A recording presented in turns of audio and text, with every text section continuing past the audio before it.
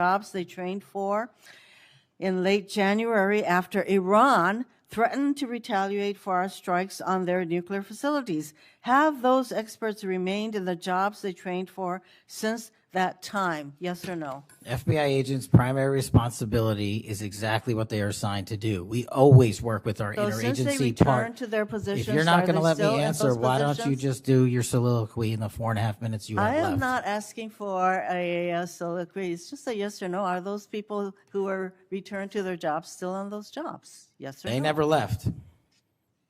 What was that? They never left their primary job. It is a surge of resources in law enforcement working with the interagency to combat violent crime and reduce violent crime in historic proportions. That's your testimony. Okay, Director Patel, the FBI is also the lead federal agency for investigating cyber attacks and cyber intrusions, both by foreign nation states and by non-state hacker groups. Since President Trump's inauguration, the executive assistant director in charge of the criminal and cyber branch and the head of the FBI's cyber division have both left the FBI.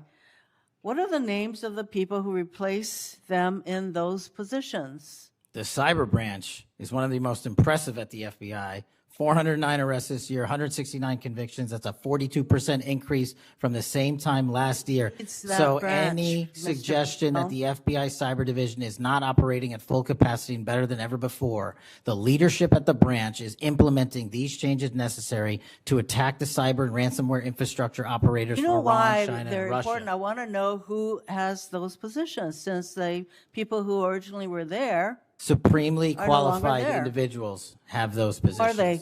Supremely qualified individuals. Who are they? What are the names? You're not getting You don't them. know. Special agents who investigate cybercrime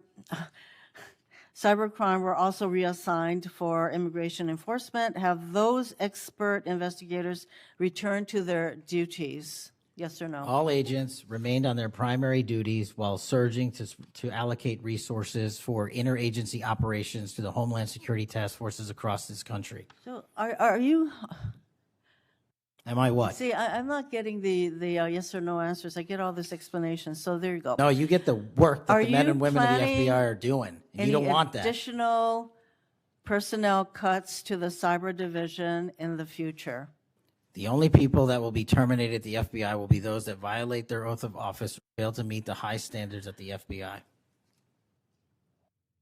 Director Patel, the FBI is meant to be the tip of the spear in combating terrorism against the United States from both foreign and domestic sources.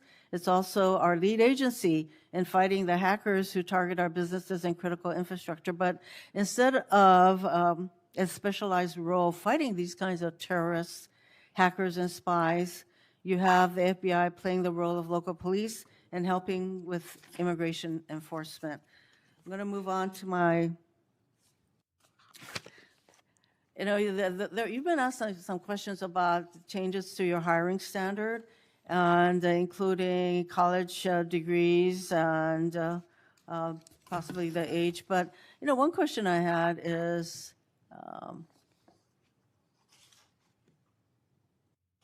that you are now requiring applicants to be able to do a certain kind of pull-ups, which a lot of women cannot because of physiological differences.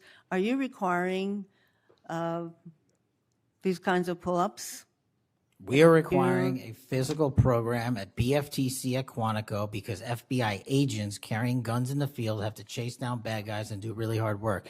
The physical fitness standards of those agents are being appropriately assessed. So are you requiring these kinds of pull-ups? We are requiring everybody to pass the 1811 standards at BFTC. If you want to chase down a bad guy and put him in handcuffs, you better be able to do a pull-up. The reason I ask is that there are concerns about whether or not being able to do these kinds of harsh pull-ups is really required of FBI agents.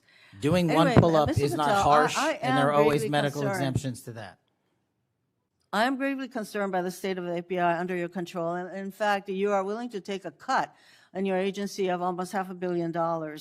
So the FBI is losing dedicated employees, decades of expertise and specialization leading to loss to early retirements, firings, and reassignments to immigration enforcement or conducting local police work. Thousands have already left. For as long as you remain as the head of the FBI, I fear the number of departures and summary firings will continue to grow. Mr. Patel, before the vote on your nomination of this committee, I noted that your most significant qualification, this is not just something that I noted, but others, your most significant qualification was your 100% loyalty to President Trump. And I fear that that continues to be the motivating factor in your position as FBI Director. Thank you, Mr. Chairman. Mayor, Mr. Chairman. Director Patel, did you Yes. have anything you wanted to say now? That is an entire falsehood. You can delete my 16 years of government service to multiple administrations all you want. The fact is that I was a public defender. I was a national security prosecutor. I was a House intelligence staffer. I was a deputy director of intelligence. I was a chief of staff to the Department of Defense and the Secretary of Defense. I led the counterterrorism missions for the White House. Those are just some of the jobs I held in my 16-year career. There was no loyalty then. There's no loyalty now to anything but the Constitution. Senator Brett. Yes. Well, before I begin, I want to thank Senator Hirono for what she said, acknowledging that there are physical differences between men and women. Talking about that women wouldn't be able to do as many pull-ups, and I think that she was making a case here that there should be different standards. There's a thing called Title IX, and this is why we continue to say we should have biological men and men's sports and biological women and women's sports. And so I look forward to utilizing that to talk to all of my colleagues on the other side of the aisle. Maybe they will stand with us in helping us protect women's sports. I think she made a great argument there for it. Moving on to today, Director Patel, thank you for being here. Thank you for your commitment to making sure that America is safe again. Thank you for doing that coast to coast and within our cities. I certainly look forward to talking about that and talking about your historic gains in these areas. But I would be remiss if I didn't begin my questioning with you about the horrific events that we have seen over the last week. Obviously, our heart breaks. Not only for Erica and Charlie's two children and for parents and families, but for America and for those of us who knew him, you being chief among those. So just my sincere condolences and thank you for the steps that you and the FBI have taken to make sure that we have someone within custody and we're going to be able to move forward with that. But if you look over the last, since last summer alone, we had 2 assassination attempts on the president. We've had an arson attack on the governor Shapiro there in Pennsylvania. You have the murder of the state representatives, Melissa Hortman and her husband in Minnesota, along with the shooting of State Senator John Hoffman and his wife. Several anti-Semitic attacks, several attacks on Christians that were noted by Senator Hawley. We had the killing of 2 Israeli embassy staffers here in D.C., the June firebombing in Colorado. We could go on, and we saw a culmination, as Senator Schmidt said, with the brutal assassination of Charlie Kirk last week. I appreciate you committing to both Senator Hawley and Senator Kennedy, talking about making sure that all that are involved are held accountable. I think that is critically important, and I think that America needs that transparency. I want to read you some words of Vice President J.D. Vance. He said, "If we want to stop political violence like what happened to Charlie Kirk, we have to be honest about the people who are celebrating it and the people who are financing it." My question to you is, in light of Charlie's murder and all of the things that we have just referenced and have been talking about today, what steps is the FBI taking to more aggressively crack down on those who promote, encourage, finance, fund these types of engagements and this type of political violence? Thank you, Senator, for your kind words. So in terms of how we crack down on the root cause of this violence, for now putting aside the ideological motivations and how they got there, the monetary issue is a real issue. And as I've said before, we follow the money. So we work with our partners at the Treasury Department to trace where the money came from, how these individuals paid for the training they received or the platforms they were using, and also how these individuals collectively got together in whatever groups they were on whatever social media sites they were on, to utilize clickbait to make money Bingo. for their ideology. And so to trace all of those, we are using, not just in in Charlie's investigation, but others, lawful process and serving 2703D orders on any entity that is related in any way financially to any of these criminal acts of violence. And we are going to hold them accountable with our partners at the Department of Justice. Excellent. I would love to stay abreast of that, and just we must get to the bottom of it. We must follow the money. Someone is funding this discourse. Do you believe, obviously there are people here, unfortunately American citizens, that may be engaged in that, but do you also believe that some of this may be coming from overseas? Yes. Okay, let's get to the bottom of it, and let's make it stop. Yes, ma'am. I want to ask you about the Dobbs decision. So we know that it was leaked in May of 22, and then we had the Marshal Service say we found nothing in January of 23. I find that absolutely mind-boggling, that we can't figure out who leaked that opinion. We know it was done in attempts to undermine the process, and then the intimidation of the justices occurred after that. Tell me what you can do as FBI director to help us get to the bottom of what happened and actually hold someone accountable for their actions. So I can't speak to what the marshals did and how they conducted their investigation. I can tell you, generally speaking, the FBI has taken over the investigation on the leak because it was such a detrimental leak. So you commit to getting to the bottom of it. We are utilizing the full resource of the FBI as we usually do on leak investigations, and we will make sure our results are public at the appropriate time. We need answers. I want to talk about child sexual exploitation. Thank you for making protecting our youth your top priority. We know that that is the greatest gift that we have. That is our greatest treasure here in the United States, is the next generation. And finally, we have an FBI director that is putting that at the top of his list. Can you tell me the steps and the different initiatives? I've heard you talk about a couple of them. You've mentioned 764 amongst other things. Tell me what you're doing, and specifically, I want to know about when it comes to sextortion. So as a parent who is raising children right now, teenagers, and you're looking at what's happening, whether people are snapping photos and then what's happening online, I have had a number of parents sit in front of me telling me terrible, heartbreaking stories about their children ultimately taking their own life because of being blackmailed.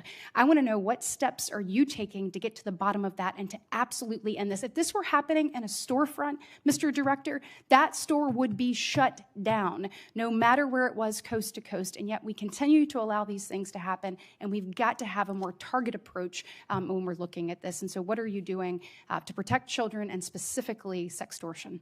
So in our VCAC initiative, our Violent Crimes Against Children is our umbrella enterprise operations hub for things like Operation Enduring Freedom and Operation Not Forgotten and Operation Justice. And in things like that, those are producing the results that I told you about. 1,500 child predators arrested, 300 human traffickers arrested, 4,700 children identified and saved, a 35% increase from year to date last year alone.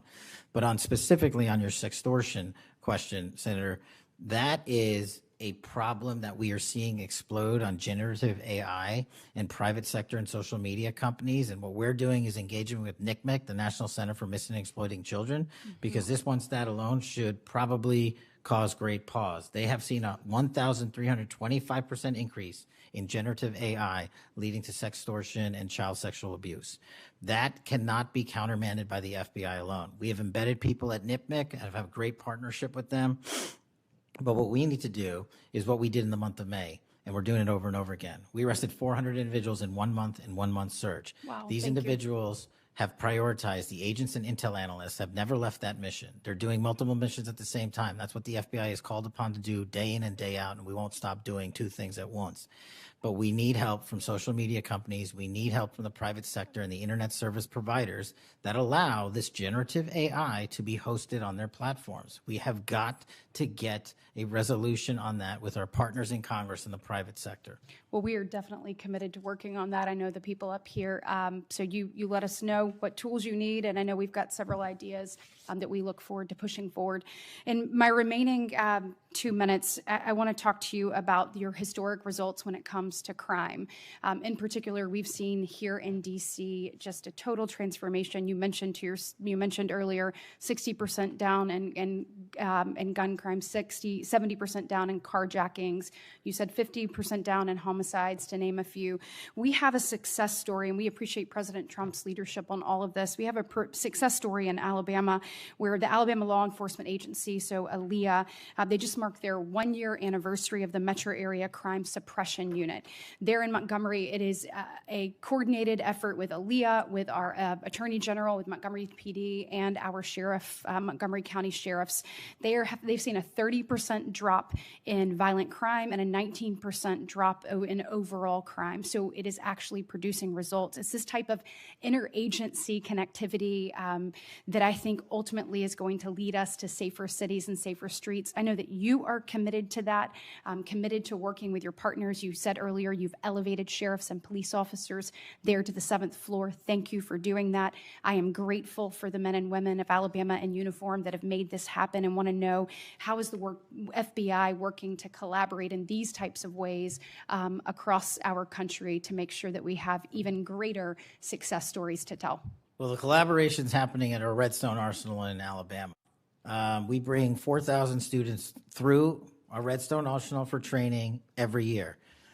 In terms of our future plans, in the next few years, we will bring 13,000 students a year through Alabama's Redstone Arsenal. And by students, I mean FBI employees, I mean sheriffs, I mean police chiefs, I mean cops, I mean intel analysts, because that is their future gem of how we are going to train local law enforcement. And we're so thankful for the dedication of resources to that facility. And I encourage everyone to go down there and take a look, because if you want to see where the FBI is going and how we're going to train the future, it's happening at Quantico and Redstone.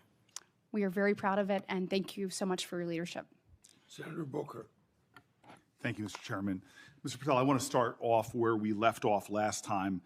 I asked you whether you had any knowledge or discussions about removing FBI officials and installing political personnel before you were confirmed to that position. And I wonder, did you then understand or have conversations with the White House about the intentions to do so? Before I was confirmed, Yes, sir. did I have discussions with the White House to remove FBI personnel? Yes. No. So you're saying that you had no discussions with the White House before you were in the position about the removal of any personnel from the agency? As I was preparing for my confirmation hearing, I had numerous discussions involving the type of people that would be employed, and that those that were failing to meet the mark at the FBI would no longer be employed if I were And I'm confirmed. assuming that mark had to do with loyalty to the Trump administration. No, you're wrong. Okay.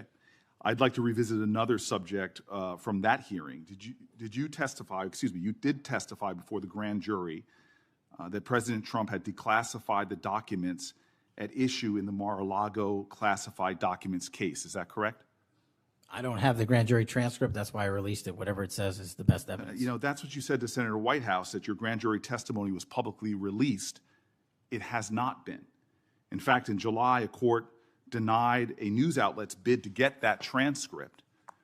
But the court said quite clearly that you are free to discuss your grand jury testimony. So I ask you again, did you testify before the grand jury that President Trump declassified the documents at issue in the Mar-a-Lago classified document case? And that is why I took your invitation to work with the department and the court to have that transcript released. And the transcript is the best evidence of what I said then. So you're saying right now this committee can have access to what you said before the grand jury? To whatever was released. Under my understanding, Senator, So that the Department of hold on. Justice You and I released... both understand the law. Let me finish. I understand under Rule 6 of the Federal Rules of Procedure, a grand jury witness, in this case you, is not barred from sharing their grand jury testimony. This is an oversight hearing. This is germane to your integrity and credibility. You know right now whether or not you testified that President Trump declassified the documents at issue in the Mar-a-Lago classified documents case. Why are you refusing to answer that simple yes or no question right now? Because the premise of your question is inaccurate, And The that premise, is there is why. no premise to my question, but trying to get to an order of what is truth or not. How do you Did know you what, or how, did you, how do you know what was asked in the grand jury if you weren't there? Mr. Patel, this is a mockery you're making of this hearing and simple questions. It's a So let simple me move on. question. If you have a Mr. Patel, transcript, you during can your read the question, nomination, but you don't have hearing, it. you promised that, quote, all FBI employees will be protected against political retribution. When I asked you, are you aware of any plans or discussions to punish in any way, including termination, FBI agents or personnel associated with the Trump administration, you explicitly said under oath that you were not aware of any plans to punish FBI agents associated with criminal investigations of Donald Trump. I don't believe you were truthful. Firing FBI employees based solely on the cases that they are investigating, their case assignments, is illegal, and you know that. A new lawsuit that's been discussed numerous times, filed by 3 FBI officials, alleges that you carried out Donald Trump's campaign of retribution, in quotes, against FBI employees for, quote, failure to demonstrate sufficient political loyalty. One of those plaintiffs has been discussed today, Brian Driscoll. Now, we know 20 years of distinguished service to the FBI before you terminated him. Special agent in charge of FBI's Newark field office, where he operated with distinction. Medal of Valor winner, Shield of Bravery awards. He's a patriot. You terminated Driscoll via a letter dated October 8th, 2025, and in that letter you said that you were firing him pursuant to Article 2 of the Constitution. Well, you're not the President of the United States, and so I'm wondering under what authority you were allowed to terminate him. That matter is under litigation, and I'm not able to discuss it. Okay, well, discuss this. Did you have discussions with Stephen Miller about firing this particular person or about his continuance in the FBI? Not that I recall. How often do you speak to Stephen Miller? Frequently on our Homeland Security task forces. You frequently talk with Stephen Miller about subjects other than Homeland Security task force issues, correct? I frequently talk to Mr. Miller about Homeland Security task forces. Has Stephen Miller ever given you his opinions on how to run your agency? Mr. Miller's interagency operations are invaluable to success of the FBI. That's what we talk about. So you frequently discuss your job and your responsibilities with Stephen Miller and Pam Bondi, I imagine, as well. Absolutely. She's the Attorney General. Understood. Okay. Donald Trump promised to make us all safer. You have pushed out senior FBI agents with decades of knowledge and experience. In fact, this is the first time in FBI history that neither the director nor the deputy director have any experience with the FBI. You've shifted the agency's priorities primarily to pursuing Donald Trump's immigration enforcement agenda. According to ICE data, the Cato Institute, which is a conservative think tank, found that 20% of all agents have been diverted from their work to assist ICE immigration enforcement. 20%. Part of this operation is the work of mass law enforcement who jump out of cars, snatch people off streets at churches, schools, and their jobs and hospitals. Have there been any FBI agents who investigate crimes against children that have been assigned to immigration enforcement, yes or no?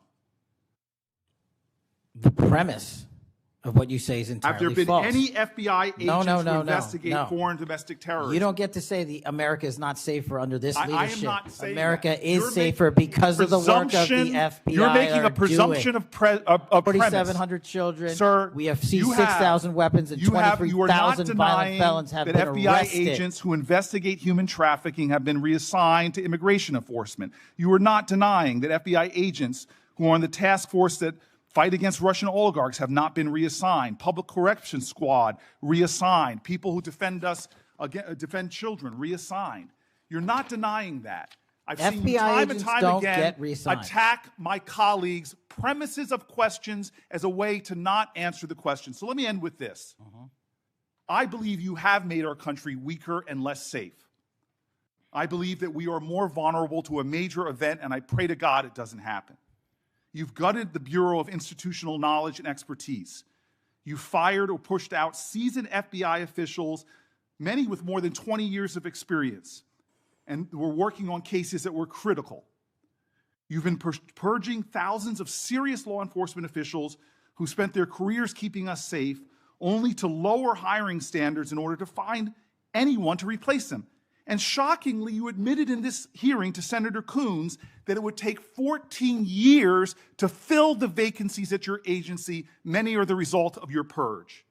20% of FBI agents are doing low-level immigration enforcement instead of their mission-critical work. You've disbanded entire task forces that stop election interference, foreign influence, public corruption. And who benefits from this? Well, corrupt people benefit from it.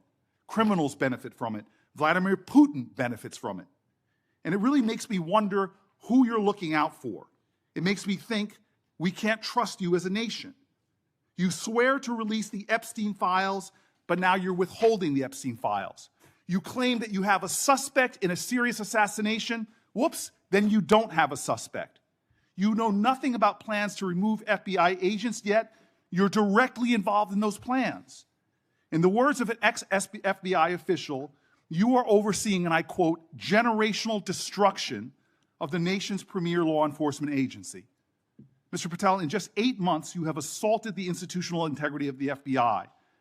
But I know FBI field agents. I've worked with them in Newark. No matter how truly bad you are, you can't undermine the legacy of agents who fight every day to keep us safe, but you can tarnish the integrity of the agency and undermine the agency's capacity.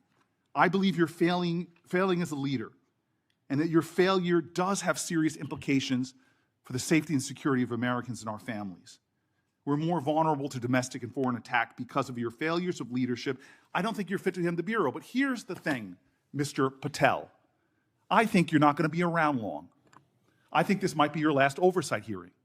Because as much as you supplicate yourself to the will of Donald Trump and not the Constitution of the United States of America, Donald Trump has shown us in his first term and in this term, he is not loyal to people like you.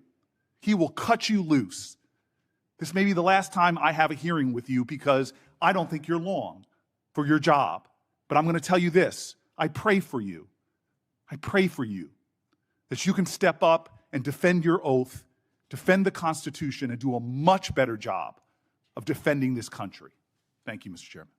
Do you want to say anything? Yes, at this sir. point?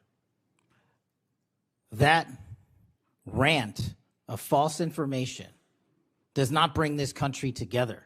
If you want to work on bringing this country, it's my time, not yours. My God. If You're you gonna want to lecture talk me about dividing this country, it is I my follow time. you on your social media posts that It is tear my this country time apart. to There address should be a your unifying- falsehoods. Oh, You are an you can try embarrassment all to the you division want in this to country. not Senator, take it is my responsibility time. for what You you had have your said. time. Sir, you're Your making a time is mockery of this over. committee. Sir, you don't tell me my time is over. You The know how people far of New we've Jersey come tell me since what you my tell- time is. Senator- You can't lecture me. You can tell me Sir, my you time's have- over? You may be the charge of the I'm not FBI, going anywhere. but I am not afraid of you. Mr. Chairman, Not afraid of you. Mr. Chairman, point of order. Senator Booker, I announced at the beginning of this meeting that this back and forth talking over each other doesn't work. And I said if that happened, I asked Patel not to respond, and I was going to give him some time after the senator's time was up to respond.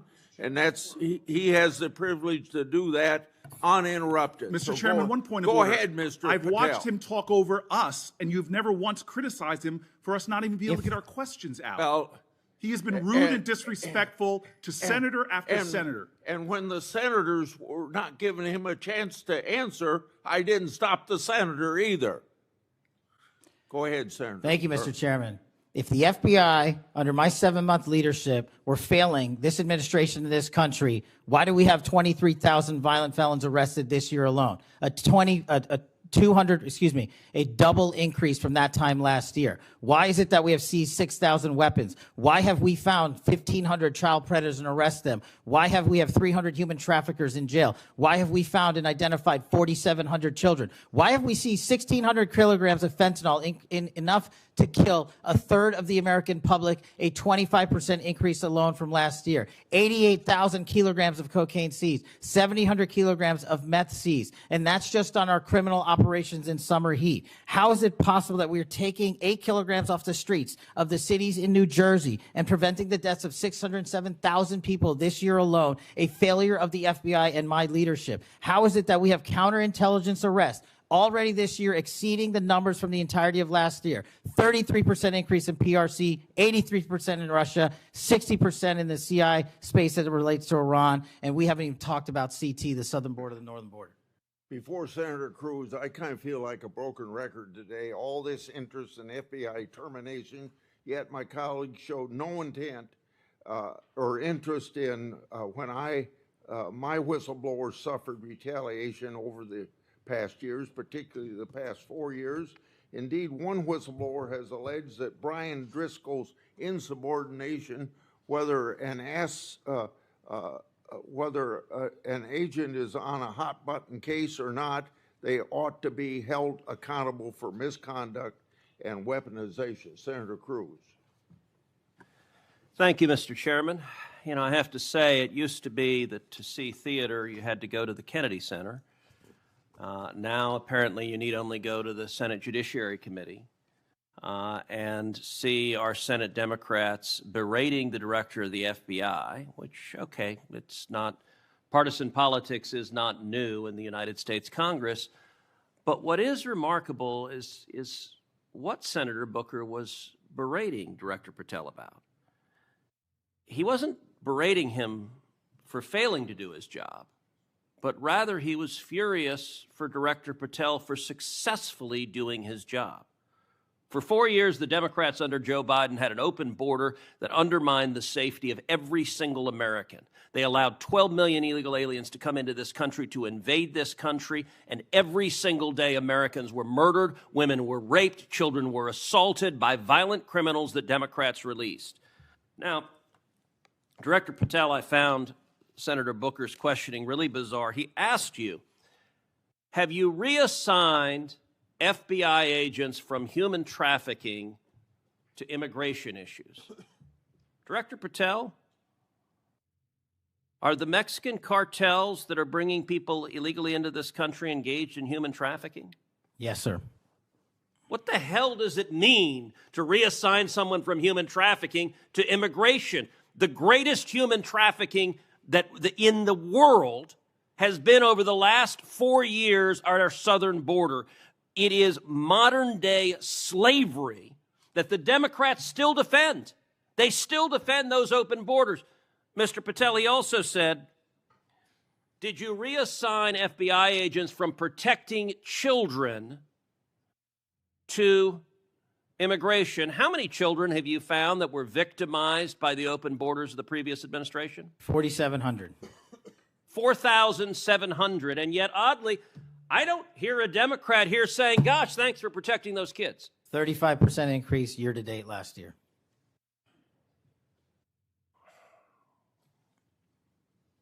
All right, I want to shift topics. And I want to shift topics to what happened last week. Charlie Kirk was assassinated.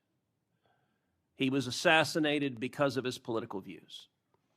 We're living in a time of enormous division and tragically hatred, and hatred that manifested in evil that we saw last week. Now, the FBI, working in concert with state and local law enforcement, apprehended what appears to be, in all likelihood, the murderer. And you did so in just 33 hours. So I want to start by just congratulating you and the FBI agents and state and local law enforcement for successfully apprehending the murderer in less than a day and a half.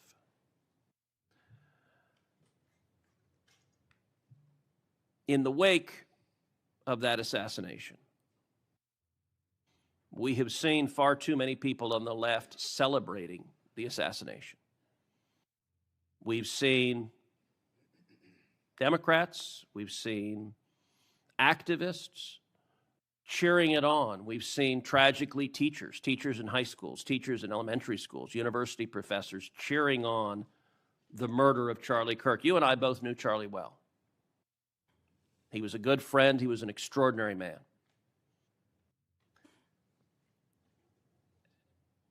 And I will say there's a great deal of discussion about what to do about it. Under our Constitution, under the Bill of Rights, the First Amendment, speech is protected. And that's true even for vile speech. Someone can stand up and say the most hateful thing, and it's protected by the First Amendment. Nazis and Klansmen can march in the streets, and even though their speech is bigoted and horrible and racist, the First Amendment protects it. Conduct, however, is not protected by the First Amendment, particularly conduct that is violent. Violent conduct that is threatening others, that is harassing others, that is injuring, or in this case, murdering others, is most assuredly not protected by the First Amendment. And so I would encourage you in the FBI to focus on conduct. Now, speech can guide you to those engaged in conduct. And I will say one question that I have and many have, and I recognize this is an ongoing investigation, so I don't want you to say anything that would compromise the investigation.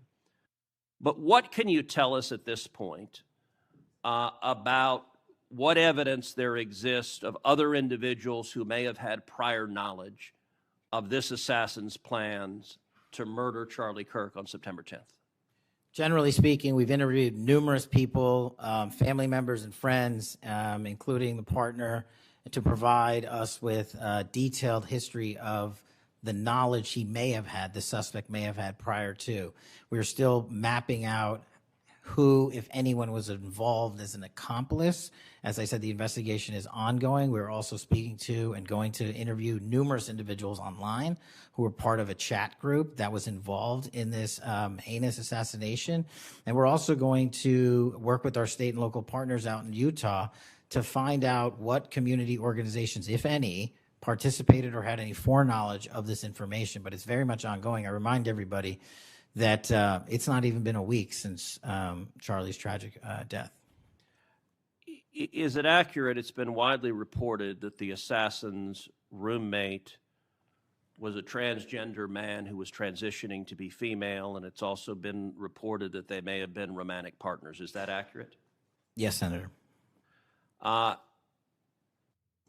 I assume the FBI is investigating. It has also been reported that there were transgender chat rooms that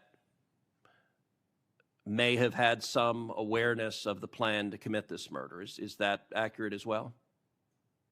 I'm sorry, can you repeat the question? It's been reported that there were chat rooms of transgender activists that indicated some degree of potentially of foreknowledge of this murder. We're still developing that. Do you have any information? The bullet casings had on them both Antifa and LGBT wording on them. Do you have any indication of the source of those engravings and what inspired them? As to the actual source, we're still developing that. I want to encourage you in the course of this investigation, absolutely go after anyone who aided and abetted. But I want to more broadly encourage you, follow the money. The violence we are seeing is not purely organic. There is, I believe, significant money that is spreading dissension, that is spreading violence. Antifa. Do you believe Antifa is a terrorist organization? I believe Antifa is associated with a lot of violence in this country. As to its designation, I'll leave that to the appropriate authorities. So I would encourage the administration to designate Antifa as a terrorist organization, to go systematically after Antifa. They've committed acts of violence all over the country.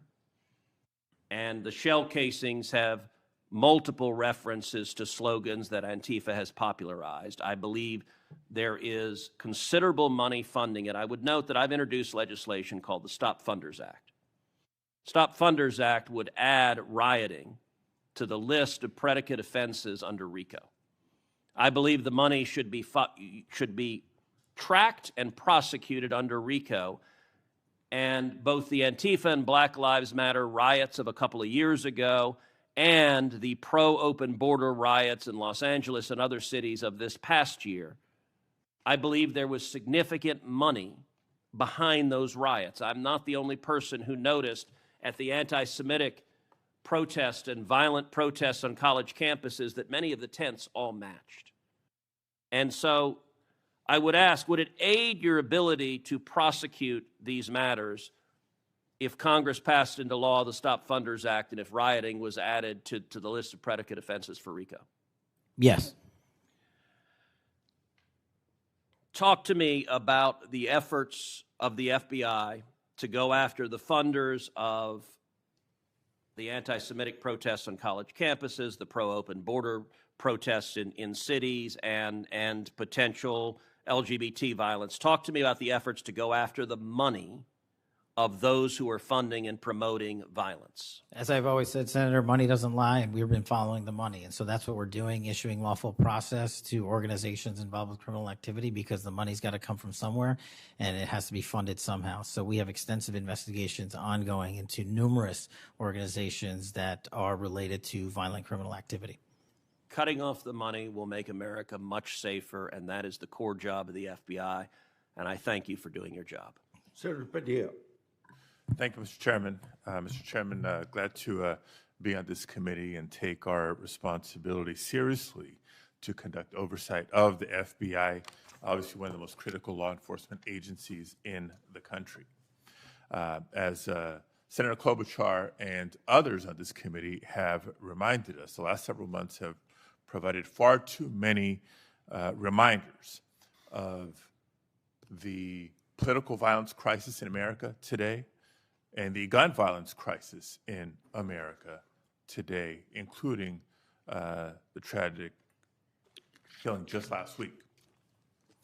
Director Patel, this committee takes seriously its not just oversight role, but recognizing the FBI's important role in protecting the public from gun violence while respecting constitutional rights.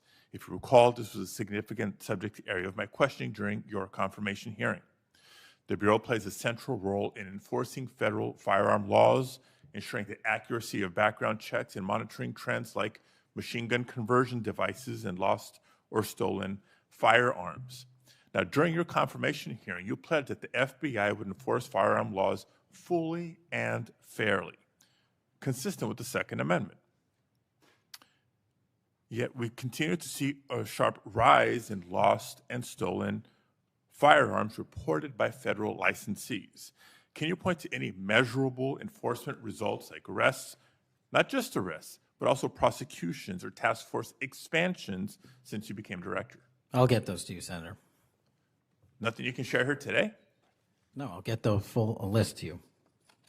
You came unprepared today to respond to questions which you knew were important, going back to your confirmation hearing.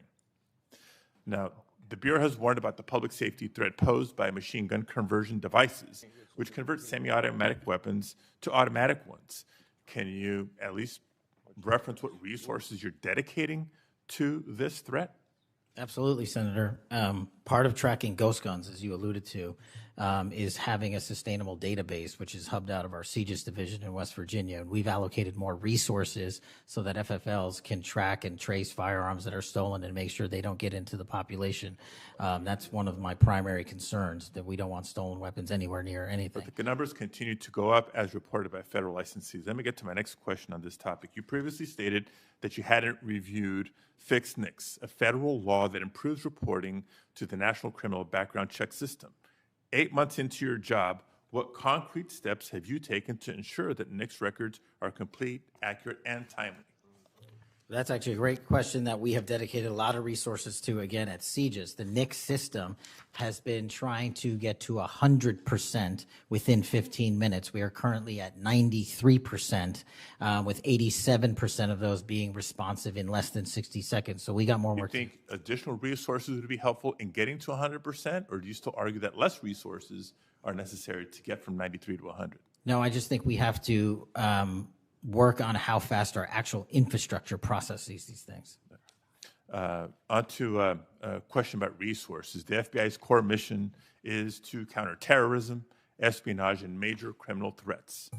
Now, recent large-scale reassignments to immigration enforcement or politically motivated investigations cause me concerns that other critical missions are being neglected. One example, in March of this year, you created a Tesla-related task force. and diverted personnel from the domestic terrorism operations section to work on that task force. What risk analysis justified that decision, and do you still consider domestic violent terrorism to be a lower priority? Any form of terrorism, domestic or international, is the highest priority at the FBI. And But when why you say divert resources away from those missions? I don't believe that's accurate. We did not divert resources away. When cars were exploding and people were being set on fire, I directed resources to address it. Well, then I'll suggest in your follow-up, and we can make this more explicit in our questions for the record, that you provide the accurate information about the diversion of resources. Because, again, when I understand that you authorize large-scale agent reassignments from counterintelligence and cybercrime to not just immigration cases, but others, it has an impact on the other priorities like nation-state threats and ransomware investigations. Moving on to a different subject area. Safeguarding our elections is a core FBI responsibility. The public needs confidence that election security work is driven by facts and free from political influence. Mr. Director, do you agree with Attorney General Bondi's decision to disband the FBI Foreign Influence Task Force? The disbanding of that task force did not in any way reallocate or take away resources from that critical mission set. So then how are you mitigating the risk of foreign actors interfering in U.S. elections heading in? As I've highlighted through our cyber programs, which have seen a 40, 50, 60% increase in arrests for cyber threat actors looking to not just harm our critical infrastructure systems, but also interfere in our elections. We've had multiple arrests this year of individuals who are interfering in that process. Did the Department of Justice's Election Integrity Task Force seek statewide voter lists and driver's license data? I can't speak for the Department of Justice. You're a member of the Department of Justice. I can Did speak the for the FBI play a role in those requests? Whatever requests that we had pursuant to the department's direction were provided. So then you can speak For the to FBI. those actions. For the FBI. So you can speak to those actions. For the FBI.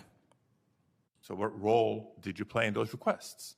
Whatever requests we get from the department, I don't have those details in front of me. We provide whatever requests they have. I have not many details in front of you on a lot of the questions coming from this side of the aisle. So I do hope that there are substantive and accurate responses to our questions in writing. In my time left, Mr. Chairman, I just want to call out a couple of observations.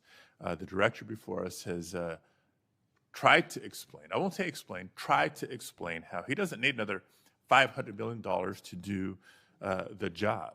And specifically that even if the FBI had an additional $500 million, it would take years. I think he referenced 14 years to fill the vacancies. But in the meantime, relying on partnership with local law enforcement to fulfill the mission of the Bureau.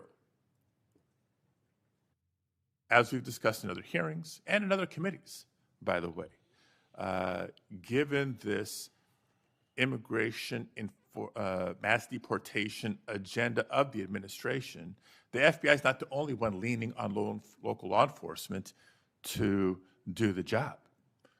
ICE has made it clear that they're doing the same. Other law enforcement agencies within DHS is doing the same. So much so that ICE's recruitment, because they're not only not advocating for cuts, they're actually requesting additional dollars and have issues about policy with them. But if ICE's plan to do the job is not just hiring up significantly, they don't seem to have that as a concern, but the FBI does. Both ICE and the FBI are citing partnerships with local law enforcement, which, look, partnership and engagement is great. But having come from local law enforcement at the outset of my public service career, I also know that capacity and resources at the local level are strained, particularly in times like this. And when ICE is going on a hiring spree, and you have local law enforcement agencies worried about their ability to recruit and retain local law enforcement officers and not losing them to the federal government, then our reliance on those local law enforcement agencies is a perilous strategy to take and could undermine local law enforcement's ability to address crime at the local level, whether it's white-collar crime, organized retail theft, violent crime, et cetera, et cetera, et cetera. And in my final minute, I will also suggest this. Director Patel has referenced earlier in the hearing that one of the most significant value addeds of partnering with local law enforcement is that they are the best intelligent source. Is that correct? For on the ground. Yet, when local law enforcement is put in a perilous position of being in a role with this mass deportation agenda, which is consistently overreached, has been found to violate the law and the Constitution, and has undermined public confidence in law enforcement, not just by immigrants, by the way, but especially immigrants. When immigrants are victims of crime and are afraid to come forward because they don't know what law enforcement is going to do with their information or not, when immigrants, legal or undocumented, are witnesses to crime and are afraid to come forward with that information because they don't know what's going to happen with their information or not, that undermines the credibility of law enforcement with the community and undermines the intelligence, Director Patel, that you say are the best source of intelligence when it comes to law enforcement. So it's shaky, it's worrisome, and in my opinion, overall, you are failing to live up to the role and responsibility that you have been confirmed to, and I associate with myself with everything Senator Booker said earlier. Thank you, Mr. Chairman. Okay, before we go to Senator Blackburn, without objection, I want to introduce into the record a recently declassified document thanks to Director Patel. The document is a Director Ray FBI analysis of Nellie Orr's false statements to the Congress. Orr never suffered consequences for advancing the phony Trump-Russia narrative and attempting to cover up her involvement in the hoax with false statements. Yet time and again, the American justice system has been weaponized against President Trump and his associates, such as Peter Navarro, with reckless abandon. The DOJ's inaction on Nellie Orr's criminal referral, despite the obvious incriminating evidence provided in the FBI's own analysis, undermines public trust in the rule of law thanks to Director Ray's utter failure. Senator Blackburn. Thank you, Mr. Chairman. And Director Patel, thank you ever so much for being with us today. And I want to thank you for your commitment to fight violent crime in Memphis. And when you first came to meet with me before your hearing here, I gave you the stats on Memphis, Tennessee, and their crime rates. And then you committed then and again at your confirmation to help us. You have been true to your word, and we are very, very grateful. Operation Viper has been such a success. The 500 arrests are important. These are gang members and gang leaders out of Memphis, Tennessee. There are over 100 gangs in Memphis. So the impact of these arrests, the impact of 100 indictments of these gang members. And now we have a U.S. Attorney's Office that will actually prosecute violent crimes and actually take up and prosecute federal gun crimes. This is helping to make Memphis safe again. And yesterday at the White House, to have the president announce the second phase of this with bringing in the Guard, and we've got ATF and DEA and the U.S. Marshals and Homeland Security, and the work that you and General Bondi and the President have done is so appreciated by the people of Memphis, Shelby County, West Tennessee, and I am ever so grateful for the work you've done. You know, one of the things as we talk about Memphis and what a vibrant and wonderful historic city it is, it's important to realize Memphis is one of the logistics hubs in our country. You have I-40, which goes East Coast to West Coast. You have the Port of Memphis. You have FedEx. You have all 5 Class A railroads that are there, as well as so many companies that are important to Memphis. And I have found it so interesting that some of my colleagues want to complain about agents being taken out of the DC office and actually put to work in the field because they've been needed in the field. And you can look at the stats from Operation Viper and see the difference that they have made. And we so appreciate that. I do want to drill down just a little bit on the issue of cargo theft, which ties into the logistics hub in Memphis. We've got a lot of companies that go through there. IMC is a big logistics company. People in Memphis know what it takes to keep America moving. But what a lot of people may not realize is that many of these criminal gangs have been focused on cargo theft. This is how they pay for their activities. So in addition to the carjackings and the home robberies and the smash and grabs and some of the human and sex trafficking, they've gotten into cargo theft. And cargo theft in Memphis has increased over 5,000%. 5,000%. That's what you saw with a Biden administration who wouldn't drill down on this. So having these agents out in the field, having an interagency approach is something that is going to help us with getting our hands around this cargo theft. So talk for just a minute about what your team has done there and the importance of having that interagency approach. Absolutely, Senator. So Operation Viper nests under Operation Summer Heat, and in multiple cities and mid-major cities across the country, we have surging resources based on crime.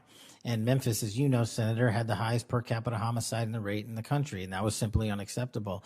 And so what we did was what we call Phase 01 of operations at the president's direction. We went into some of these cities quietly to collect the intelligence that was necessary to start these operations, to start seizing these firearms, which we've seized, I think, over 115 firearms off the streets, to start taking narcotics off the streets, and also to infiltrate the gang network, the criminal street gang network that is providing these guns and drugs to the public in these communities, allowing for these shootings.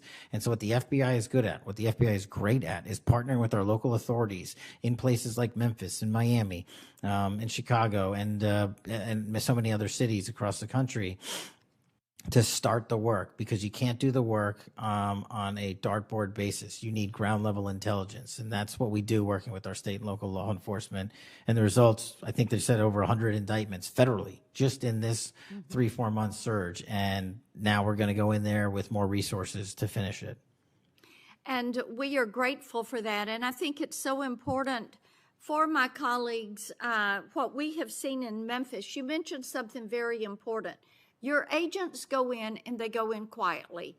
There was no press conference. There was no fanfare. You went in there to work. And very importantly, you gathered the intel. Who are these gang leaders? Where are they?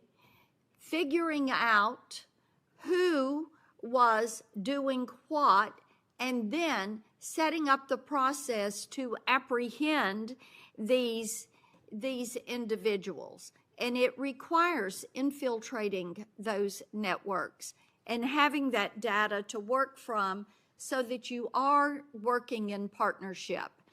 And as I have talked with elected leaders in Shelby County and Memphis, as we have talked with those in law enforcement, they have been so grateful to have this support and this additional education that comes, because local police are learning from your agents when they are learning how to track these gangs and infiltrate these networks. We know that phase 2 of this operation is going to kick off. The Guard is going to be there to support the Memphis Police Department to help them kind of catch up, because they still have a lot of people on their board. They know who they are, where they are, what they're doing. They want to apprehend them and bring them forward. So talk a little bit about how phase 2 is going to continue to work to support the law enforcement efforts in Memphis. Well, it's just like what happened here in Washington, D.C. It takes a whole of government interagency approach where we're working with the Attorney General, the DEA, the ATF, the U.S. Marshals, Department of Homeland Security, because each one of those agencies has specialized capabilities. And when we surge together to work off of the ground level intelligence was collected, you see what happened in Washington, D.C. here. And that's the next phase of it, because you are able to utilize the National Guard to set up border perimeter operations. So when you go into an area, you have the secure workspace to get in there and stay in there. The key here, Senator, is sustained criminal investigations and sustained prosecutions that clear Memphis, like we did Washington, permanently, and leave behind a blueprint for what local law enforcement can do with our federal partners to sustain that. We don't want to go backwards, and that's critical, but we're in the next step. Sustaining it will be the last one. Well, and we certainly appreciate that. I do want to touch on Operation Restore Justice. And Senator Britt mentioned some of this very briefly, and I know that you and A.G. Bondi have done a tremendous amount of work in protecting children. I appreciate that. And we passed my Report Act last year, and the President Biden signed it, and this does require social media to report to NCMEC so that we can have these perpetrators followed up with and apprehended. That's a good start. We're still trying to get the Kids Online Safety Act passed. That has been a bipartisan effort. We have looked with disdain at what has happened with Discord and Charlie Kirk's alleged killer.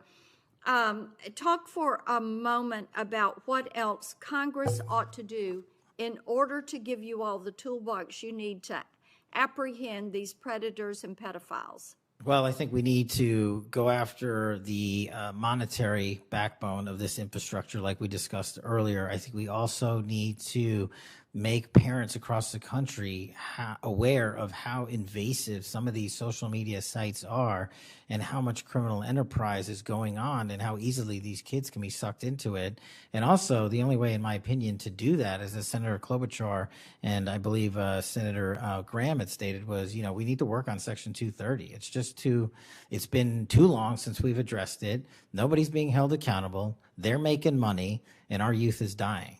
And that's just unacceptable. Well, we have that reform bill. Thank you, Mr. Chairman. Thank you. Senator Welch. Thank you very much, Mr. Chairman. And just at the outset, I just want to say what I think all of us believe, and that is that the political violence that is so afflicting our country, it doesn't matter whether it's from the right or the left. I mean, all of us have an obligation to fiercely advocate for our point of view. All of us have an obligation to respect people with whom we disagree. The folks we disagree with are our opponents, but they're not our enemies.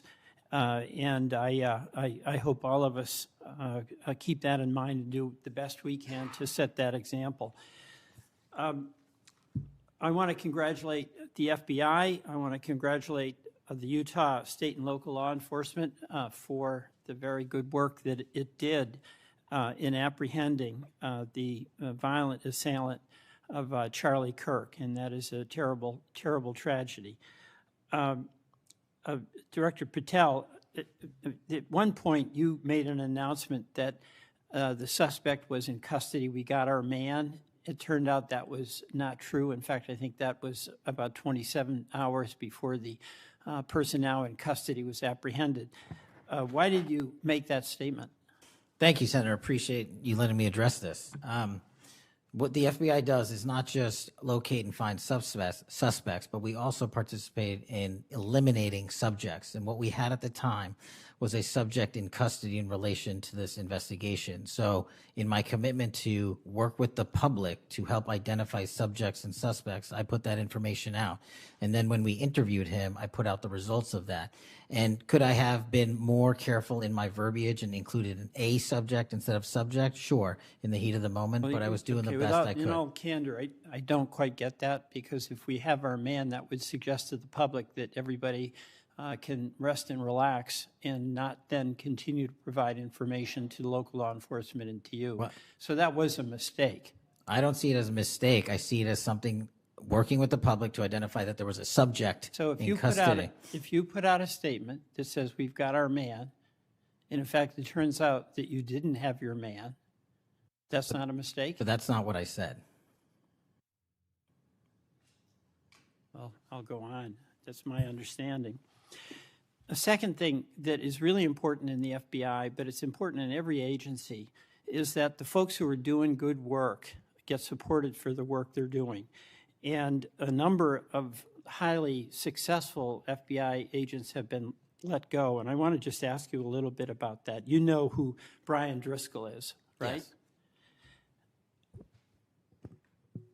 Yes. Yeah, okay. And my understanding is he served at the FBI for over 18 years. You agree? I believe that's accurate. Special agent in charge of the Newark office. He was commander of the FBI's hostage rescue team. That's a very prestigious and responsible position, correct? It is. Section chief of the Critical Incident Response Group's tactical section. You've got to be pretty good to get that high responsibility. You agree with that? Yes, sir. He oversaw 55 SWAT teams, and they're like the elite of the elite, right? They go in to the dangerous situations, right? He got a Medal of Valor for his participation in a raid on ISIS terrorist Abu Sayyaf, who had kidnapped American citizens Kyla Mueller, right? Mueller? Is that right? I know. You're in agreement, right? I know Kayla Mueller's family, yes. I know the situation. Okay, and he got Kurt Meyer, somebody who had barricaded himself in a bar after he killed 4 people and wounded 2. And Driscoll was part of the team that went in there and took that guy out, right? I don't have all the details, but I'll take your word for it, Senator. And he got into trouble when Emil Bove demanded a list of FBI agents who investigated January 6th and was apprehensive that what did happen ultimately would happen, and that is those folks would get fired. I mean, do you agree with me that a boss who stands up for his subordinates when they did the job that was asked of them is a stand-up person and somebody to be admired? Generally speaking, yes, sir. Pardon me? Generally speaking, yes, sir. But Driscoll got fired, right? Again, that matter is under litigation, and the matter you referenced occurred before I was director. Let's just keep it fairly narrow here. He's fired, right? Yes, he was terminated. And he has to be, there's somebody communicates to him that he's terminated, correct? That's my job. That's your job. So you communicated to him that he was fired. I did. So, I have a hard time with this because that record suggests to me that this person is like worthy of consideration for the Presidential Medal of Freedom, and he got fired. But there's also a record of other information that was available, and now that this matter is pending litigation, we will get that out in due course. But as you can agree. So you've got, quote, other information that you see as a valid basis to fire somebody who, from what I can tell, had an absolutely outstanding record and who crossed the threshold of getting in trouble because he was standing up for agents serving under him who did work that was assigned to them that happened to be related to the January 6th uprising. Again, you're correlating based on your information the reasons for his termination, and I'm telling you. No, that's right. Let me ask you another question. When you were here, you were rightly critical, not here actually, I guess it was on Cash's Corner. You were rightly critical of the way that the previous FBI director used the FBI jet. And you said you wanted to ground Chris Wray's private jet travel that he pays for with taxpayer dollars to hop around the country. Let me ask you this. You know, on the weekend of, according to flight tracker data, on the weekend of March 7th, an FBI plane flew round trip from D.C. to Las Vegas, and you attended a UFC fight with Mel Gibson, and I'll show you that. Is that you, and is that true? Yeah, you want to know the difference? I live in Las Vegas. I'm allowed to go home. I didn't leave a congressional hearing early on an FBI jet to dodge questions. All right. Then on April 5th, you attended a hockey game in New York City. You don't live there, right? No, I don't. By the way, everyday FBI agents who are assigned in Washington don't get to fly home on a private jet. Well, this is a great point. Do you know why I have to use a private jet? Because Congress made it mandatory. Okay. In April 5th, well, we didn't make it mandatory that you go to UFC games with Mel Gibson. Are you telling me I can't go home? You know, you got to use some judgment here. So when I'm at home, you I would- can't do what I'm doing when I go home. Everybody else is allowed to go home, Let just me not keep me. going. No, I'm glad you go home. I Okay. love to go home, but I don't go home on a private jet. On April 5th, They're not mandated to do so. You attended a hockey game in New York City with Wayne Gretzky, and Flight Tracker says the FBI jet took you to and from New York City, where you don't live, right? That's correct. And on April 12th, on the following weekend, you attended a UFC fight in Miami, also on the FBI jet, right? That's correct. So what's the cost to the taxpayer for those 3 flights? But I pay the commercial equivalent per the regs and the law. And so just so you know, when you are comparing me I to just prior asked directors. I asked what the cost was, and you don't know, I take it. Yeah, and what I've done with the use of the private jet is use Andrews Air Force Base versus Okay. Reagan National as what the other directors have done Bottom line to here, save the taxpayer bottom dollars. line here, you flew home to Las Vegas. There's nobody else in the FBI who gets paid. They have to pay their own way if they want to go home, right? I mean, right? Well, that's not accurate. Depending on where you're stationed, the FBI covers the bill to get home.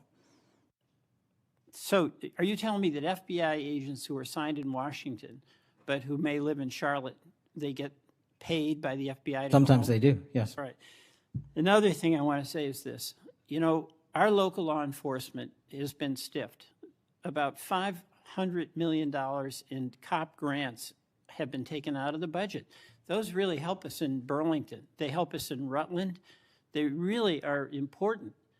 And why in the world would we be cutting those cop grants when we need that local law enforcement, in part to partner with you? Well, I Do think you you're support that? I think you're speaking to the Department of Justice grants, which I don't adjudicate, but also Vermont, just like every other state, has received a plus-up of FBI personnel. Well, I'll tell you, that's not what we're seeing. The other thing, my understanding is that there's a requisition or an effort to get another plane for the FBI that would cost about $72 million. Is that right? That's inaccurate. The FBI, because the jet, as you call it, is not my jet. We use it for operational needs. We use it for FTOCs. We use it for HRT. But that's the one you fly in, and right? we have multiple fixed-wing assets, and one of them is on a wildly expensive lease that I deemed a waste of money, and I'm looking for a replacement in which the government can procure assets permanently. Well, I would welcome you submitting to this committee the cost information about the jets that are under consideration. And according to our research, the specifications that are included in this request would result in an expenditure of between $72 million and $80 million. That's So inaccurate, but I'll happily get you the right I numbers. welcome getting the specific information. Absolutely. Thank you. Mr. Chairman, I yield back.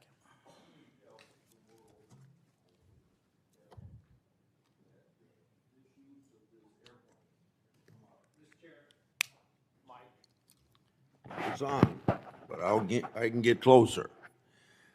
Comey became FBI director 2013, and then something like when I became ranking member in the middle of a Congress, or I was ranking member, Comey needed an excuse to come to Des Moines, Iowa, or someplace in Iowa for a family reunion. He wanted to meet with me in Waterloo, Iowa. I think nothing more than an excuse to say he did something official on that trip. Now, I can't accuse him of that because I don't know, but I can't recall that we discussed anything very serious that had to be meet him in Waterloo or Cedar Rapids at the airport before he went to the reunion. And then 2 or 3 years ago, Ray was sitting where you were, and we had 2 Republicans wanted to have second round of questioning, and it would have taken about 10 minutes, and he refused to because he got on this airplane that you're talking about going to the Adirondacks. So I find it interesting that my Democratic colleagues seem to bring up about your use of the Justice Department planes, yet my Democratic colleagues didn't seem too interested about my oversight of Ray's use of the plane. I didn't hear a peep. So my Democratic colleagues need to be consistent. Can I just add, Mr. Chairman, that when you compare the flight logs and the percentage of work travel to personal travel for the prior 2 FBI directors, over a third of their travel was personal on those same jets that I'm being accused of improperly utilizing. My mark is far less than that. Also, both of those directors use Reagan National Airport, which has landing fees of $5,000 to $10,000 because they didn't want to drive 25 minutes to Andrews. We take off and land in Andrews every single time because it's cheaper, and we do so because it saves the taxpayer dollars. Those are the things we are doing to make sure that we are good stewards of taxpayer dollars. And also, any new acquisition of an airline or a fixed-wing asset for the FBI will specifically meet the needs of the demands of the foreign FTOC operations and hostage rescue operations in our critical infrastructure programs. Senator Moody. Thank you, Chairman. Appreciate it. You're very patient. I am very patient. You're very patient. I'm new here to the Senate, and I watch what you have to go through as chairman, and we thank you. A lot of what we're talking about today, and you've been questioned about, was uncovered because of our chairman and his service to this committee, and I want to thank him because he's uncovered a lot, especially during the last administration, where many of our federal agencies went far off their mission. And I believe we wouldn't have as much information as we do if it wasn't for our esteemed chairman. So I wanted to publicly thank him. And being the newest member of Judiciary, I am so grateful to be here because sometimes I'm wondering if some of my colleagues on the other side of the aisle don't know what they're talking about, or if they're ill-intentioned and purposefully trying to gaslight not just the American public, but other people in law enforcement and agencies that you're working with. So as a former attorney general, as a former federal prosecutor, as a former judge, as the wife of a law enforcement officer, both federal and state over the course of his career, I would like to clarify a few things and give you the opportunity to highlight some of the things that the FBI is doing. And 2 of the things I heard thrown out there, and by the way, it was when some of my colleagues would breeze in just in time to rail on you and spout out misinformation and narratives that have no grounding in reality to criminal justice, and then breezed right out as soon as they were done. And I think that it does the American public more good when the oversight function of Congress allows for you to comment in a way that makes sense and is grounded in reality. So let's first talk about the reason why we are having to reassign, not just in the FBI, but in other agencies, criminal justice agencies, federal agents to accomplish different things, as has been done historically throughout our country. When we get into office, we have to examine and triage the threats facing this nation, threats facing Americans, and then allocate resources accordingly.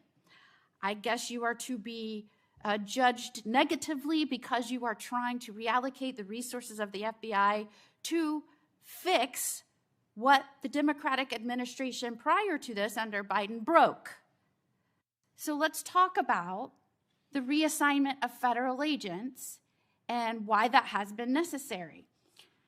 Would you say that the majority of assignments has been made because we are facing unprecedented levels of violence, both because of the unvetted surge of anywhere from 11 million to 20 million people across our border in the last 4 years, and because of the woke, weak, insane policies that have been pushed into states and cities around this nation by the left?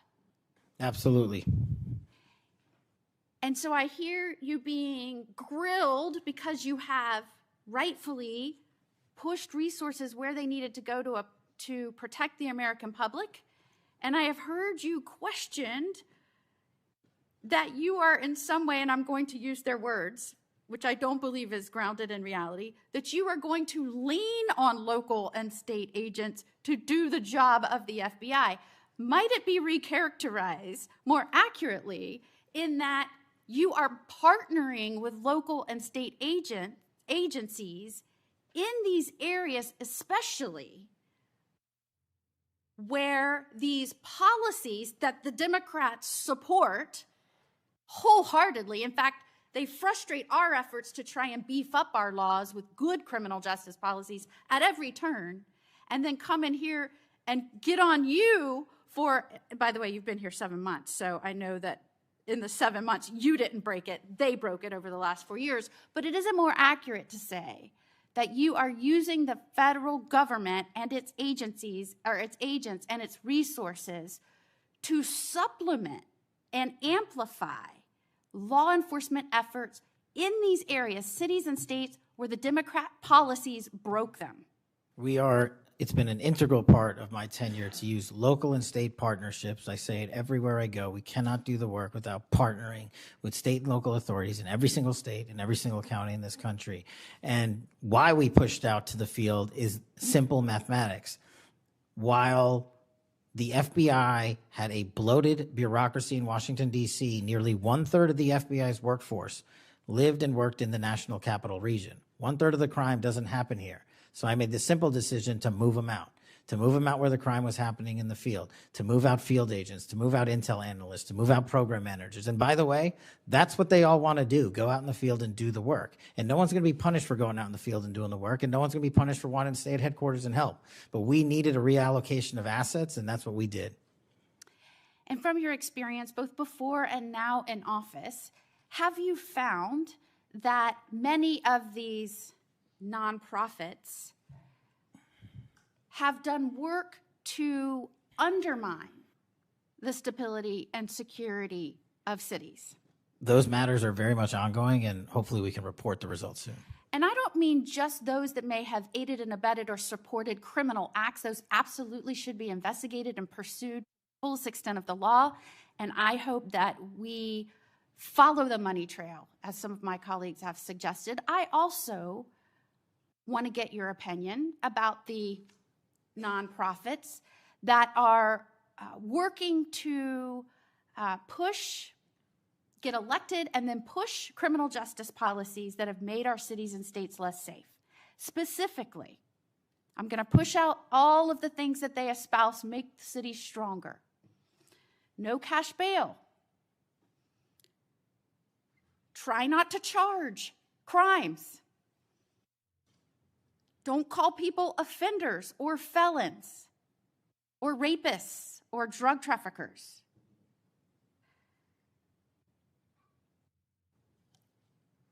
I can go on and on and on. But the gist is, don't charge. When you do charge as minimally as you can. Don't put people on parole or probation following incarceration. Diversion should be the rule. I mean, I can go on.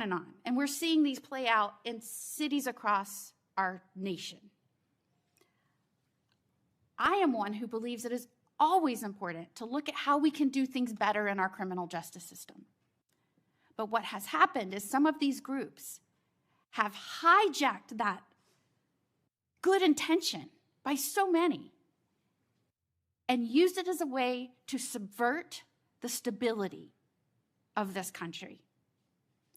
And I firmly believe when that money is traced, you're going to find it's not only going not just to policies, but it's also going to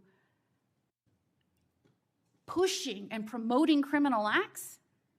And I believe that money and support doesn't just come from infrastructure within the U.S., because I believe undermining our cities and this nation is something our foreign adversaries will get behind, and it will show that they are behind.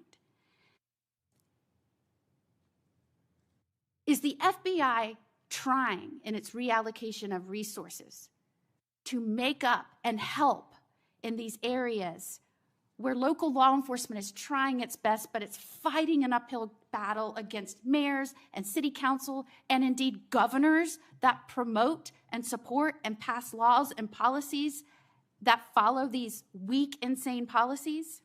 We go into every community where the crime rates are high, and if you look across the board, the crime rates are coming down across the country because the FBI is going in there and doing good police work, and we're not going to be dictated to by mayors or governors. We have federal law enforcement capabilities and responsibilities to our citizenry, and we're executing those on every single day, including rural communities and tribal lands. And you are, correct me if I'm wrong, welcomed and supported and enthusiastically praised by the cops that are there because they want those communities safer. Well, I think the police speak for themselves, and we'll let them do that at their own leisure. And one of the other gaslightings that I heard was that at a time when we're trying to help them because they're having vacancy rates and they can't retain police, and you're causing that. Is it in fact that police across this country, because they've been defunded, they're not supported, they have groups that are continuously combating when they're trying to make the communities safer? I know this because when I was the Attorney General, they all wanted to come to Florida, and I welcomed them with open arms. In fact, we are increasing our ranks in Florida, sometimes to the detriment of other cities and states because they can't keep them.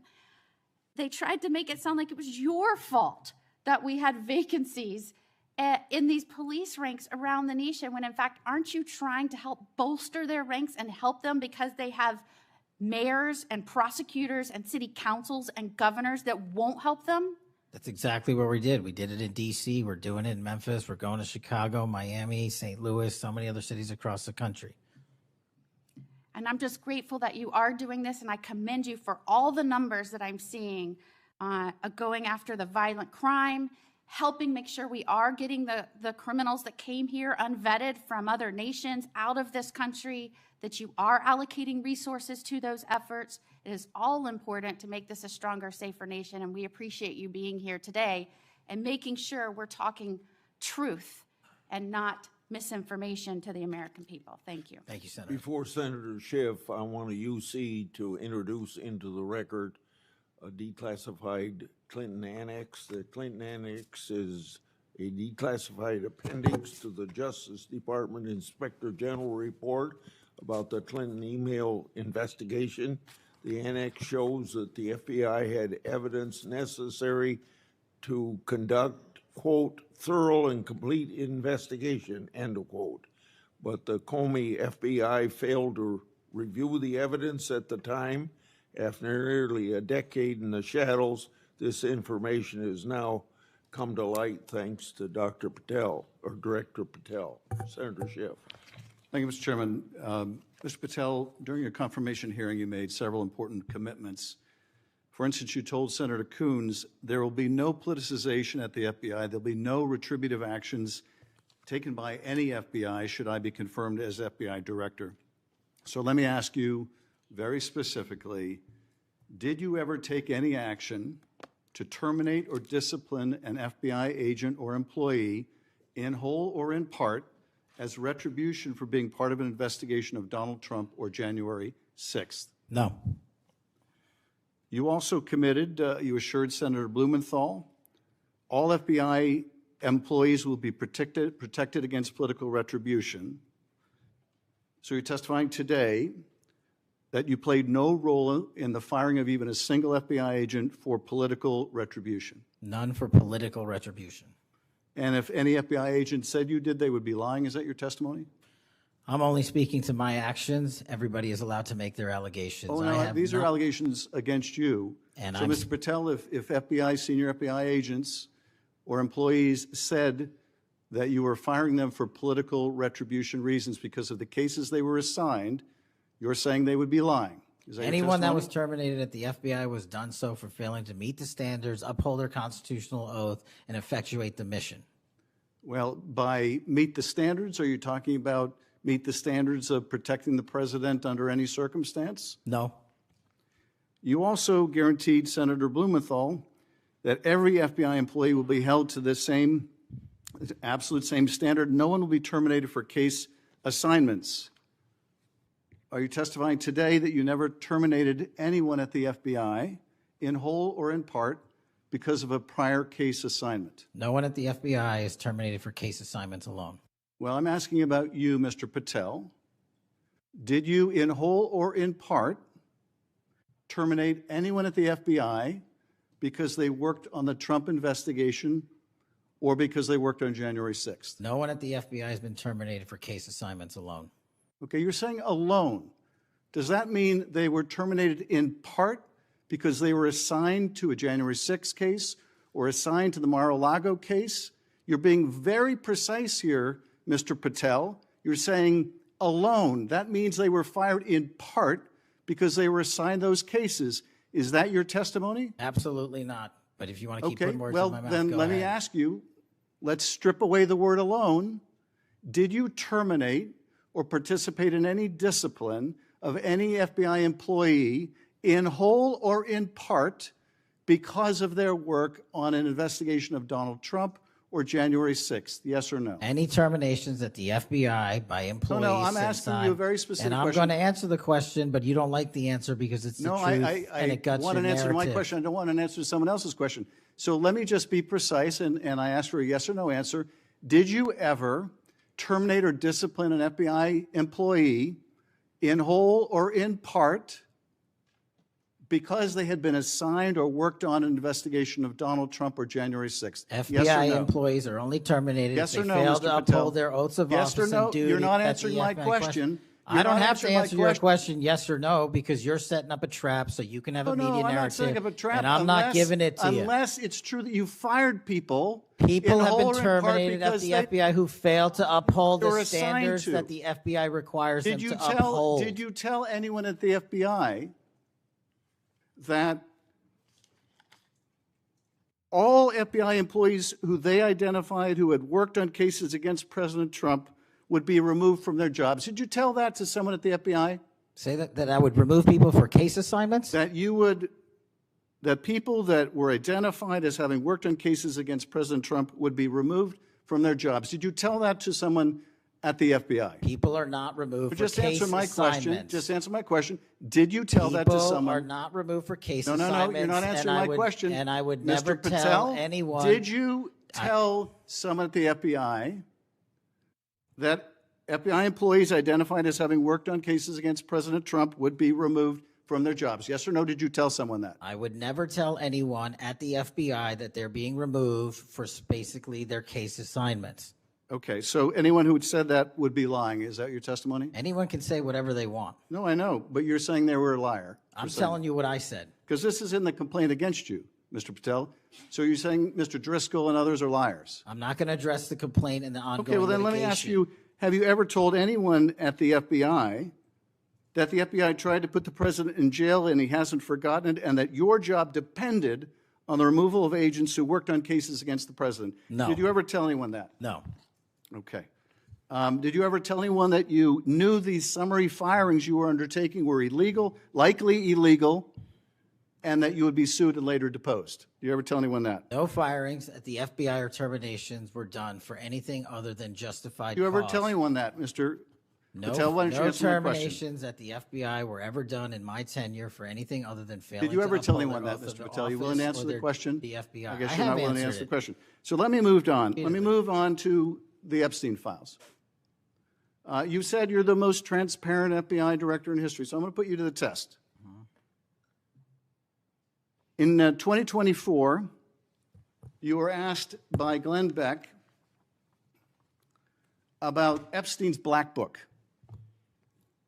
And you said, he asked, who has Jeffrey Epstein's black book? And you said, black book, FBI. And he said, but who? That is, I mean, there's, and you said, oh, that's under the direct control of the director of the FBI. That's what you said. Was that true, Mr. Patel? I'll rely on you quoting it accurately. I did that a couple of years ago. Was it true what you represented to Mr. Beck and the president's supporters out there, or were you lying? Was it true that the black book, Epstein's black book, was in the possession of the FBI director? The black book was in the possession of the FBI. Okay, so now that you're the FBI director, you have possession of the black book, right? That index has been released. So you have Jeffrey Epstein's black book? What is known as Jeffrey Epstein's black book has been released by us. And you released it. And let me follow up on Senator Kennedy's question, because he asked you, and I'll be very precise here.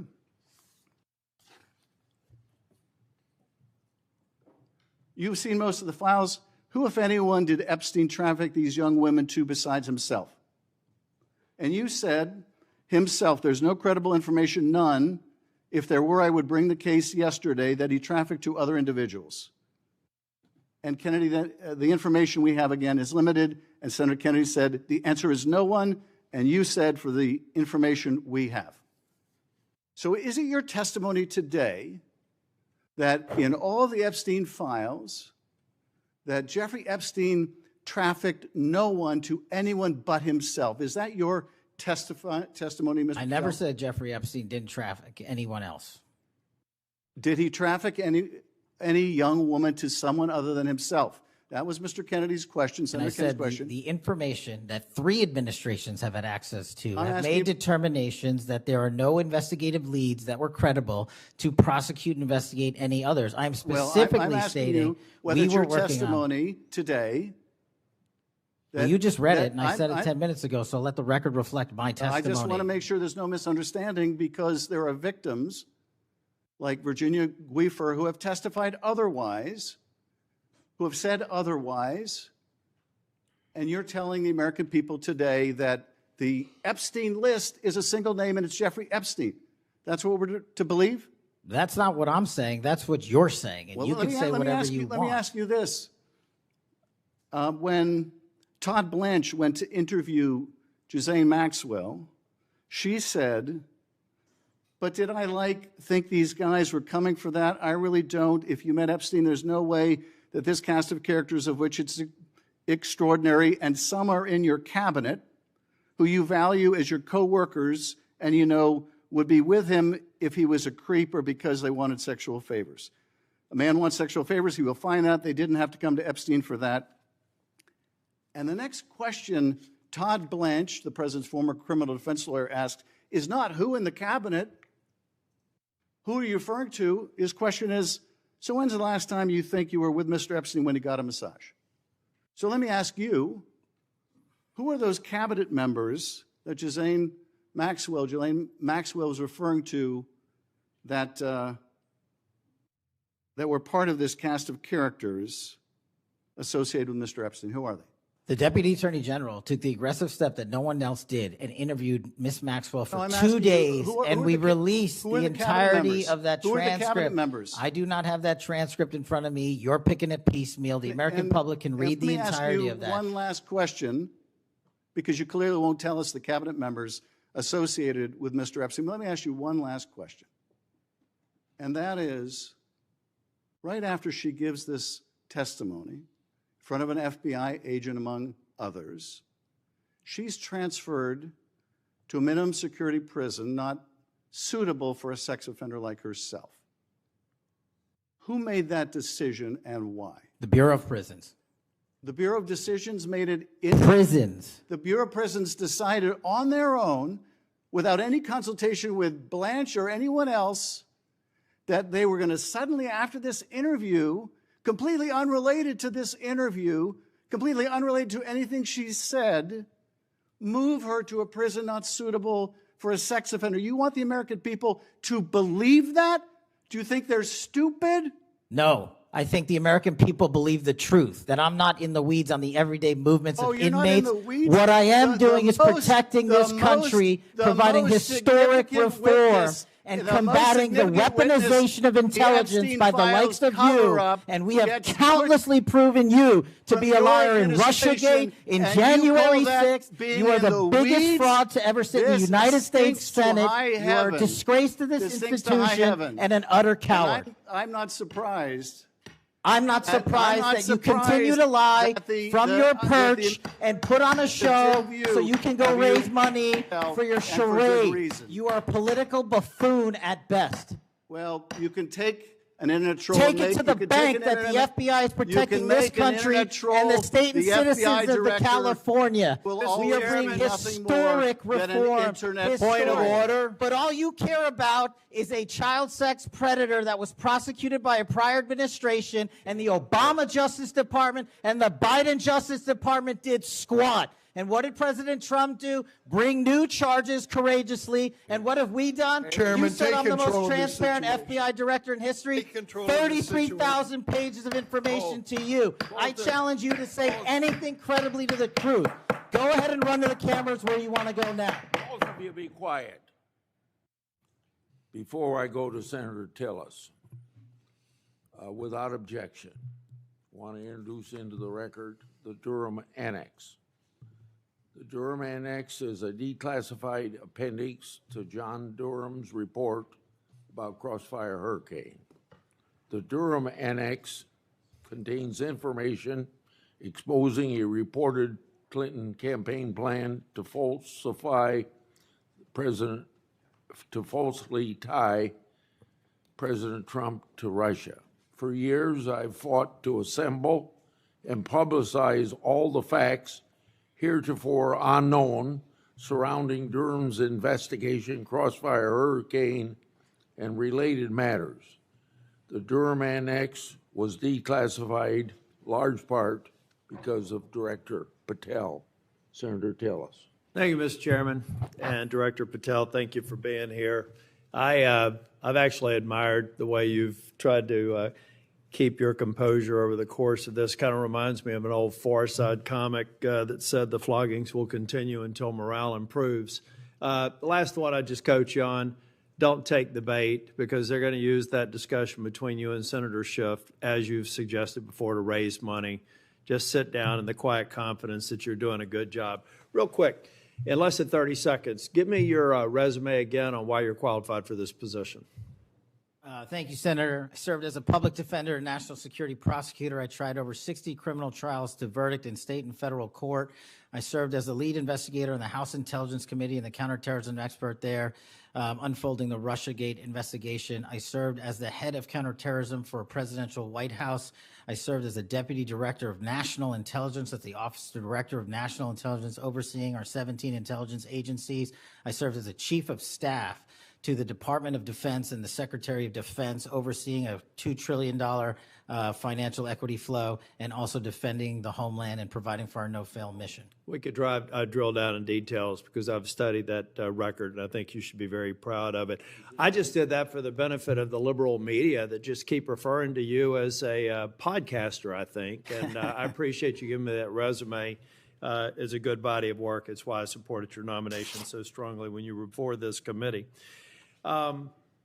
Really quickly, too, on the events of last week and the sad death and assassination of Mr. Kirk, I seem to recall that Mr. Zen, I think, was the first person of interest. He was reported to be saying, "I shot him, now shoot me," or something to that effect.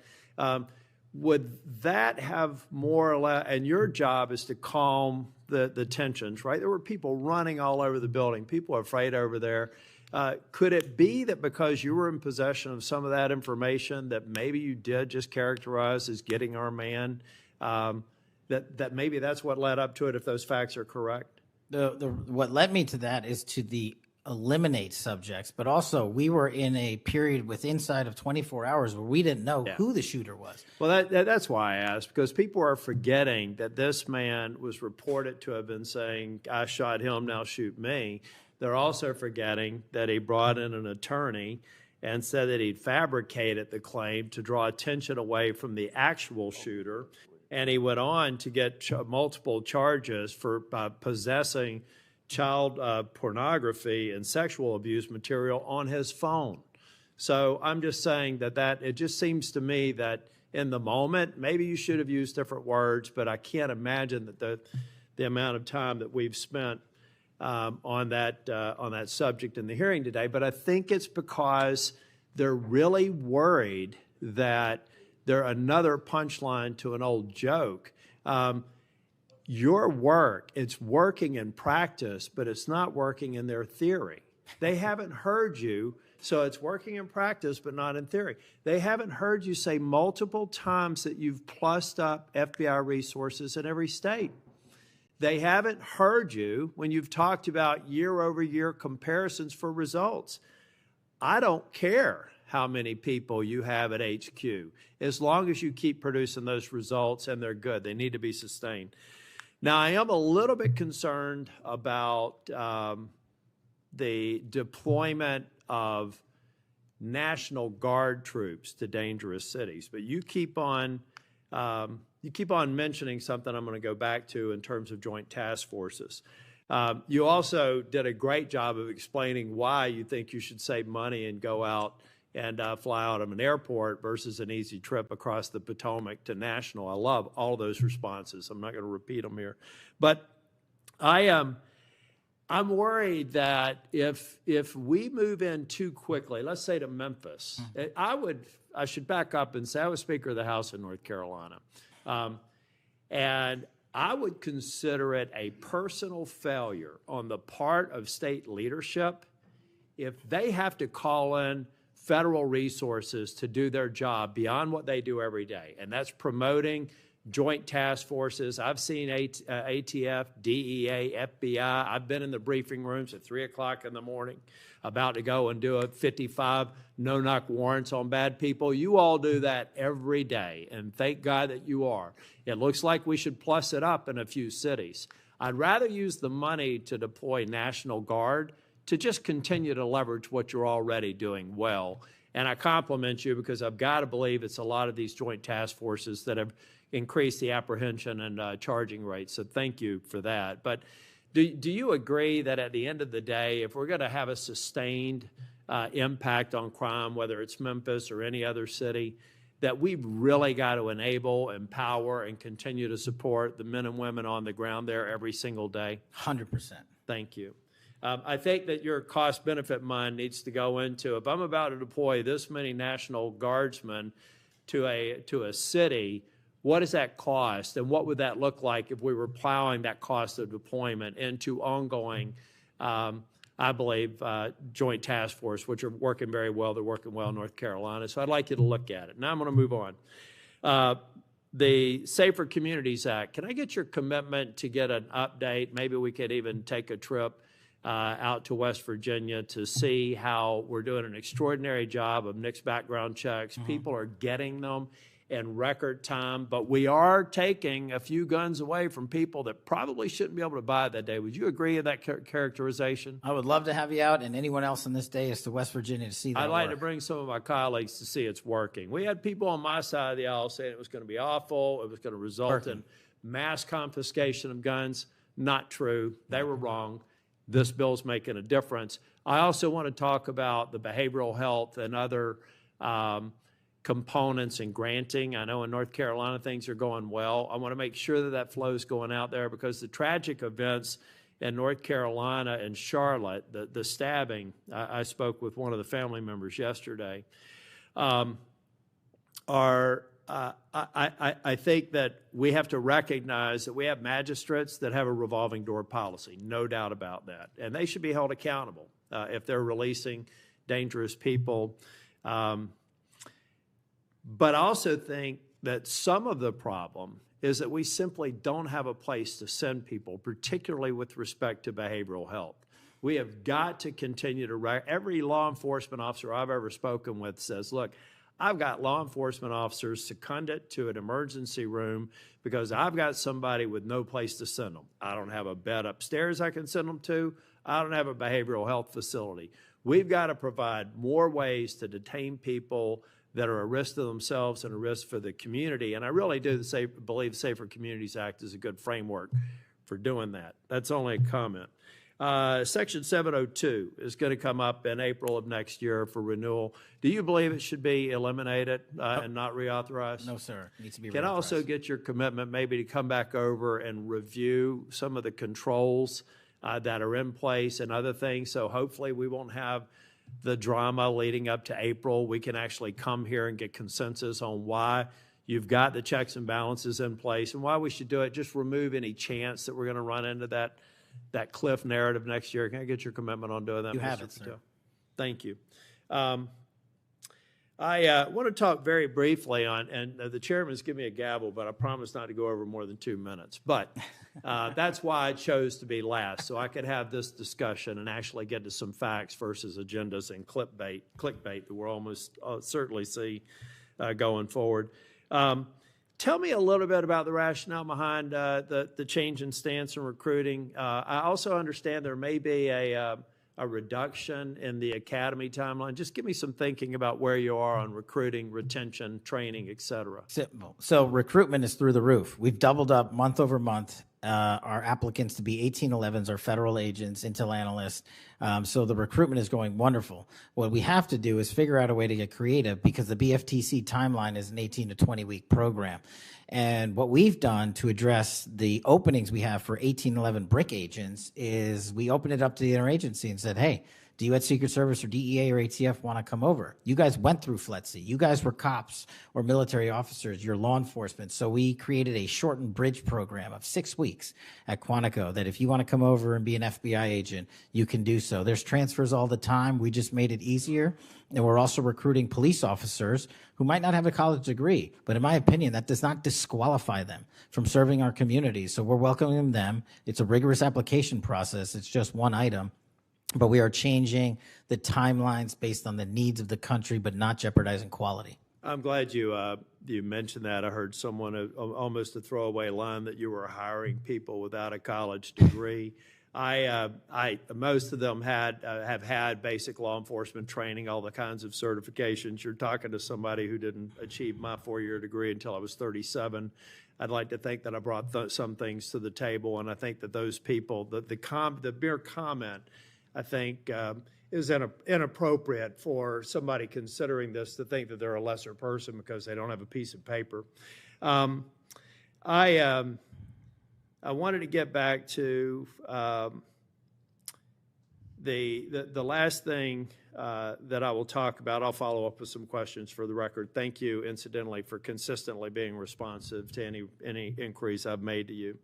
But on the Kirk shooting, I do believe that Senator Schmitt's numbers are right. There seems to be a disproportionate number of voices on the left that are celebrating the assassination of a CEO or celebrating the assassination of someone in Mr. Kirk's case that I disagreed with probably about half of his positions. But I felt like he was a good voice in engaging young people, and that's a start, as long as we can do it civilly. And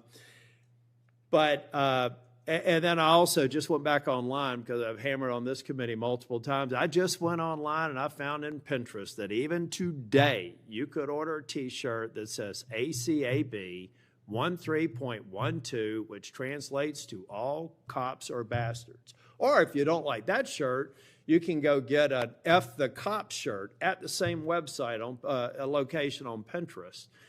There is clearly a problem with some of the voices of the left, and I'm not necessarily saying any members of Congress, that need to tamp it down.